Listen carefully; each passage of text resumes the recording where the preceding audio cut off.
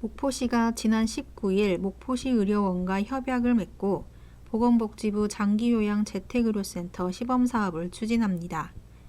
거동이 불편해 병원 방문이 어려운 장기요양 재가 어르신에게 의료와 돌봄 서비스를 지역사회 안에서 통합 제공하겠다는 취지입니다.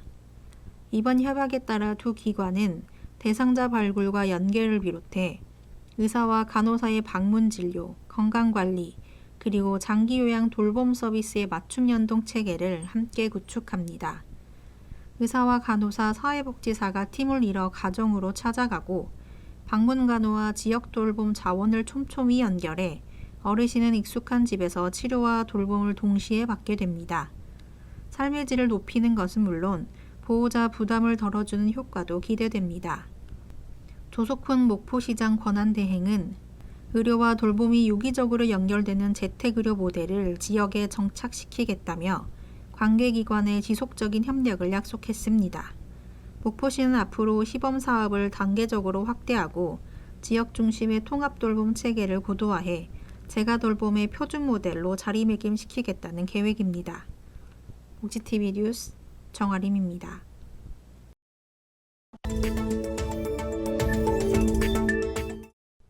전라남도 의회가 행정통합 대응 TF 첫 회의를 열고 통합 추진에 따른 의회 권한과 운영체계 변화에 어떻게 대비할지 그 방향을 모색했습니다. 이번 TF는 통합 이전 단계부터 의회가 주도적으로 설계에 참여하자는 취지로 구성됐으며 김태균 의장이 단장을 맡고 상임위원회 지역 안배를 반영한 13명의 의원이 위원으로 활동합니다. 회의에서는 통합 명칭은 역사성과 상징성을 고려해 전남 광주특별시가 시도민 정서에 부합하다는 점을 강조했습니다.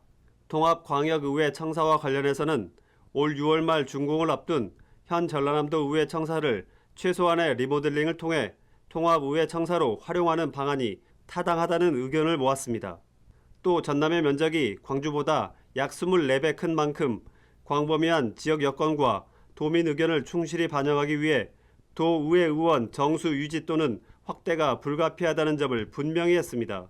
아울러 의장단, 상임위 구성, 의회 사무처 조직 재편 등 통합 이후 의회 운영 전반을 사전에 면밀히 검토해 혼선이 발생하지 않도록 대응하기로 했습니다. 도의회는 앞으로 TF 전체 회의를 수시로 열고 필요시 광주광역시 의회 TF와의 협의도 병행해 공식 입장을 단계적으로 정리할 계획입니다. 복지TV 뉴스 김재상입니다.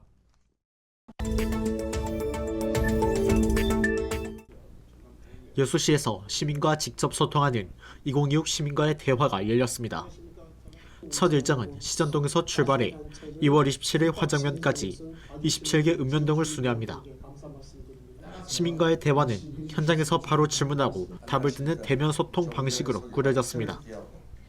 장기명 여수시장은 각 동읍면을 직접 찾아 생활 불편과 지역 현안을 세밀하게 청취하고 즉석 답변과 후속 조치 방향을 함께 제시하겠다고 밝혔습니다. 현장에서 접수된 건의는 담당 부서에 즉시 배정해 처리 속도를 높이고 예산이나 법 절차가 필요한 사안은 중장기 로드맵을 마련해 단계적으로 추진할 방침입니다.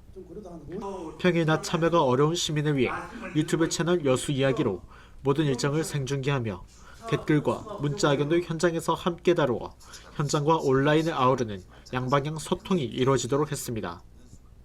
시민이 제안한 우수 정책은 부서 시범 사업으로 연계해 성과를 검증하고 효과가 확인되면 전 읍면동으로 확대 적용할 예정입니다. 정기명 시장은 시정의 중심은 언제나 시민이라며 현장에서 모인 의견을 정책으로 신속히 방향해 남해안 거점도시 미항여수 실현에 속도를 내겠다고 강조했습니다.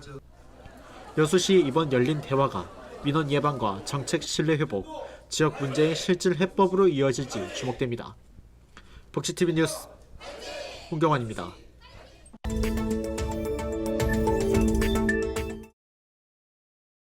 인물화는 얼굴을 닮게 그리는 작업이 아니라 한 인간이 살아온 시간과 내면을 마주하는 장르입니다.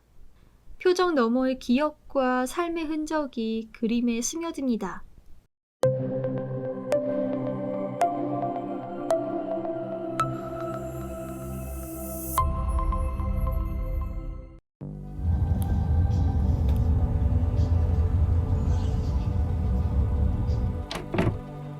박치호 작가에게 예술은 보여주기 위한 결과가 아니라 자기 자신과 가장 솔직하게 마주하는 행위입니다. 타인의 시선을 의식하기보다 나에게 진실한 방식을 선택하며 자신만의 언어를 연구해 왔습니다. 작업의 중심에는 언제나 인간이 있습니다. 우리는 어떤 존재이며 어떤 기억을 안고 살아가는가? 작품 속 인물들은 표정이 흐릿하거나 얼굴이 드러나지 않습니다. 표정이 없기에 오히려 더 많은 의미와 이야기가 그 안에 담깁니다.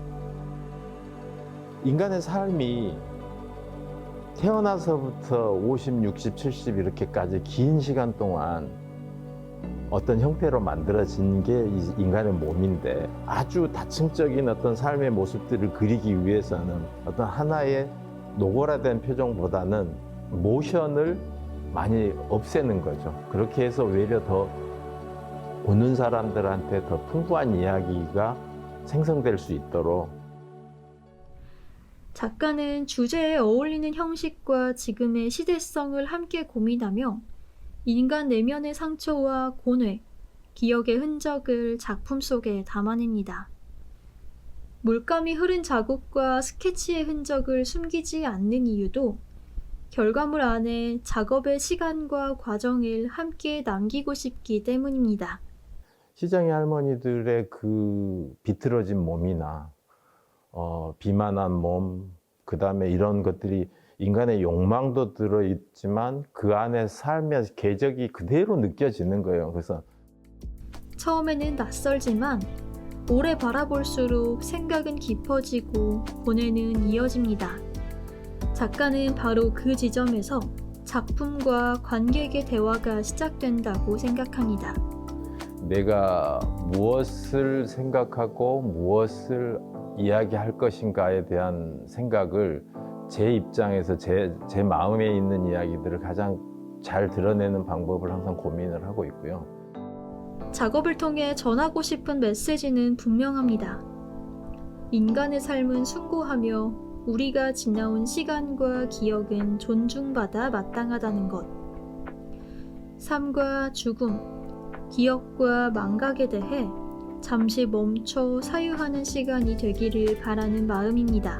제가 좀 다소 그림이 약간 어둡긴 한데, 그 어둡지만 그 사람들에 대한 어떤 존경심에서, 삶에 대한 존중에서 이런 작업을 하기 때문에 그 오히려 이 세상의 모든 사람들한테 그 삶은 위대하다. 오늘도 박치호 작가는 인물화를 통해 인간의 본질을 조용히 묻고 있습니다. 그림 속 인물들의 표정은 정해져 있지 않지만 오히려 이 뚜렷하지 않은 표정 속에는 다양한 삶의 이야기들이 담겨 있습니다. 작가는 작품을 통해 지금까지 삶을 살아온 우리들에게 존경과 존중을 전합니다. 복지TV 뉴스 이세아입니다.